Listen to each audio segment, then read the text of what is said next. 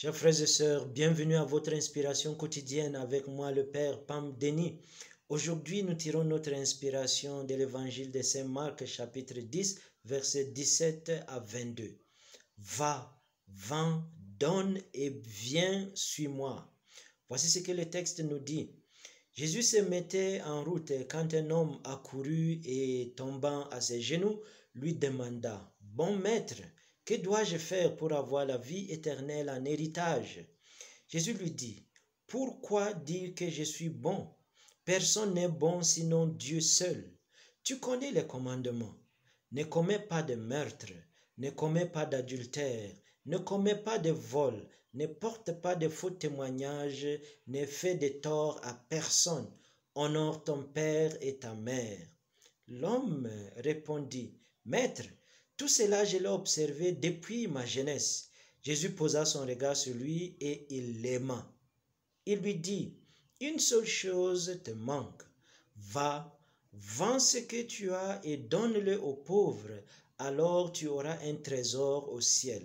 Puis viens, suis-moi. » Mais lui, à ces mots, devint sombre et s'en alla tout triste, car il avait de grands biens.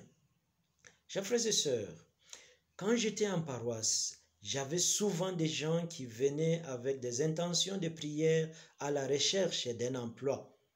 Nous avons prié ensemble et certains d'entre eux ont eu la chance de gagner du travail.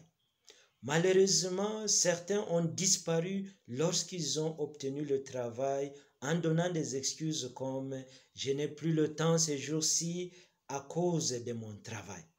Alors un jour dans mon homélie, j'ai prié pour que si notre travail nous éloigne de Dieu et de la prière, alors je demande à Dieu de nous garder dans le chômage afin que nous puissions rester près de lui. Mais il n'était pas content. Avais-je tort? L'inspiration d'aujourd'hui, chers frères et sœurs, met l'accent sur la dimension affective de la situation que saint Ignace de Loyola appelle des attachements nuisibles. L'attachement émotionnel du jeune homme à sa richesse et à son statut prime sur sa volonté d'être un vrai disciple du Christ. Il est vrai que la richesse est parfois le résultat d'un travail dur, mais elle peut aussi être un obstacle émotionnel à suivre Jésus. Notre richesse et nos privilèges peuvent nous rendre arrogants ou insensibles aux gens qui nous entourent et nous empêcher de suivre le Christ. C'est un danger pour nous tous.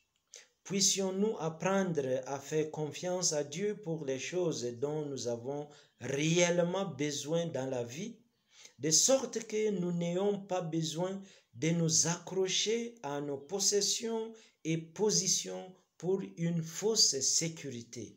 Que Dieu vous bénisse.